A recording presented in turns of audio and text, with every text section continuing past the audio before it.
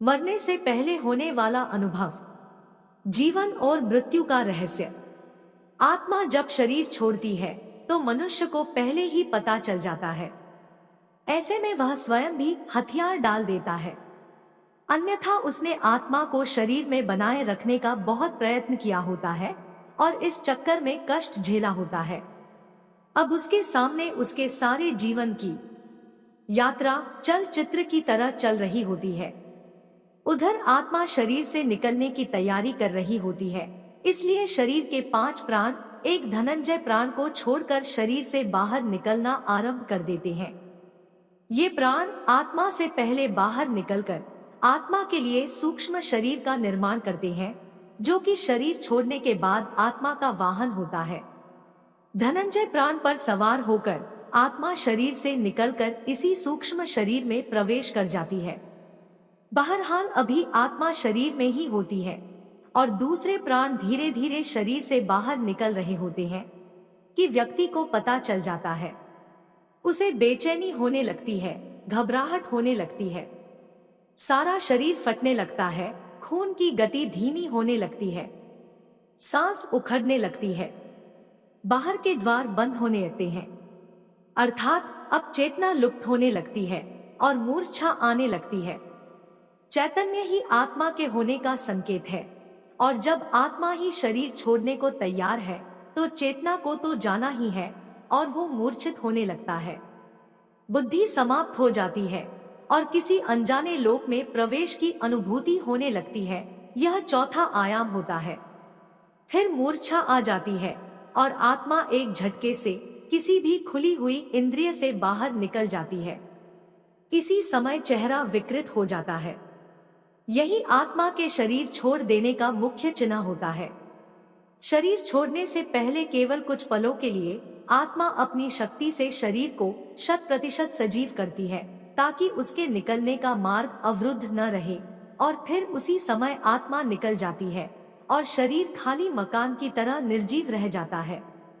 इससे पहले घर के आसपास कुत्ते बिल्ली के रोने की आवाजें आती है। इन पशुओं की आंखें अत्यधिक चमकीली होती है, जिससे ये रात के अंधेरे में तो क्या सूक्ष्म शरीरधारी आत्माओं को भी देख लेते हैं।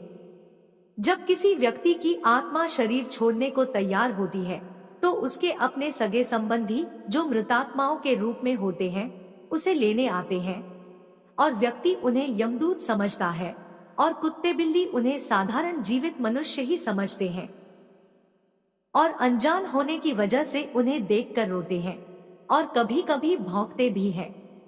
शरीर के 5 प्रकार के प्राण बाहर निकलकर उसी तरह सूक्ष्म शरीर का निर्माण करते हैं।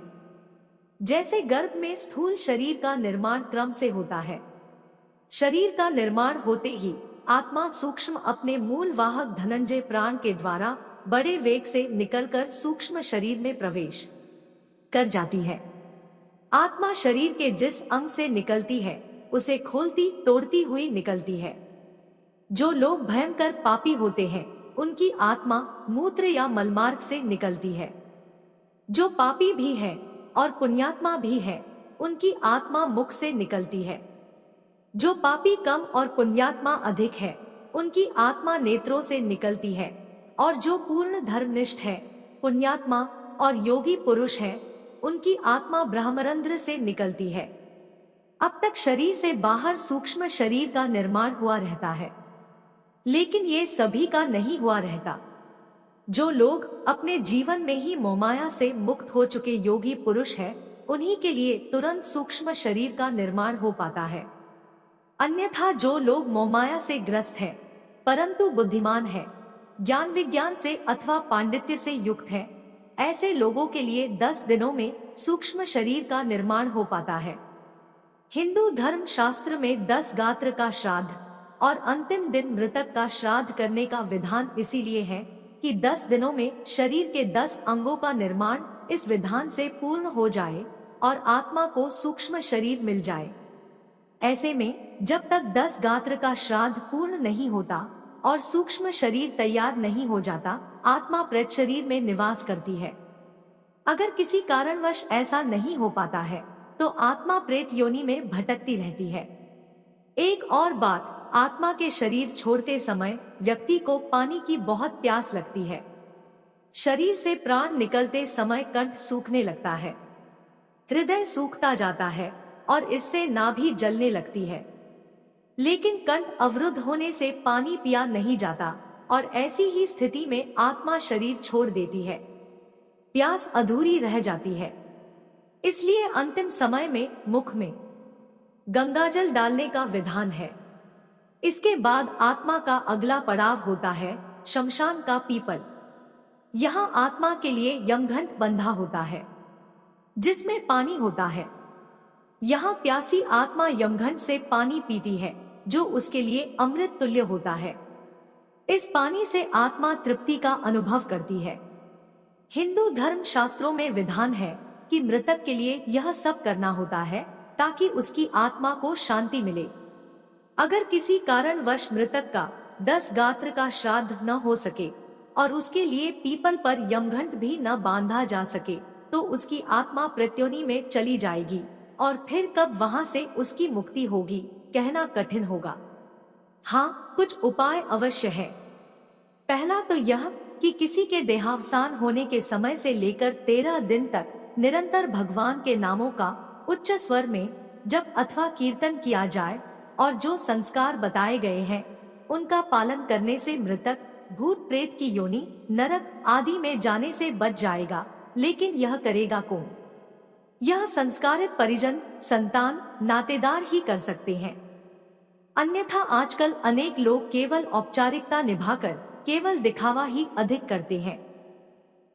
दूसरा उपाय कि मरने वाला व्यक्ति स्वयं भजनानंदी हो, भगवान का भक्त हो और अंतिम समय तक यथासंभव हरि स्मरण में रत रहा हो। तीसरा, भगवान के धामों में देह त्यागी हो अथवा दाह संस्कार काशी, वृंदावन या चारों धामों में से किसी में हुआ हो। स्वयं विचार करना चाहिए कि हम दूसरों के भरोसे रहें या अपना हित स्वयं साधें। जीवन बहुत अनमोल है, इसको व्यर्थ मत गवाएं। एक एक पल को सार्थक करें। हरिनाम का नित्य आश्रय ले। मन के दायरे से बाहर निकलकर सचेत होकर जीवन को जिए, न कि मन के अधीन होकर। यह मानव शरीर बार बार नहीं मिलता। जीवन का एक एक पल जो जीवन का गुजर रहा है वह फिर वापस नहीं मिलेगा। इसमें जितना अधिक हो भगवान का स्मरण जप करते रहें। हर पल जो भी कर्म करो बहुत सोच कर करें, क्योंकि कर्म परछाई की तरह मनुष्य के साथ रहते हैं।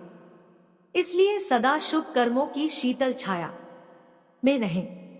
वैसे भी कर्मों की ध्वनि शब्दों की ध्वनि से अधिक ऊंची होती है। अतः सदा कर्म सोच विचार कर करें।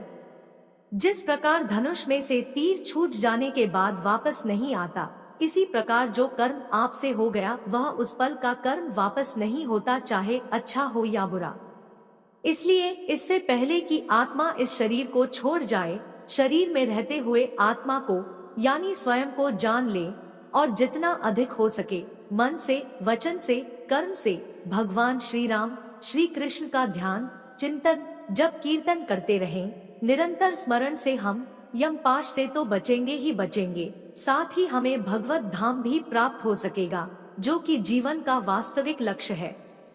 यदि आपको यह जानकारी अच्छी लगी है तो एक लाइक और एक सब्सक्राइब जरूर करें, साथ ही जय श्री कृष्ण कमेंट में जरूर लिखें। वीडियो को देखने के लिए और आपका बहुमूल्य समय देने के लिए दिल से धन्यवाद।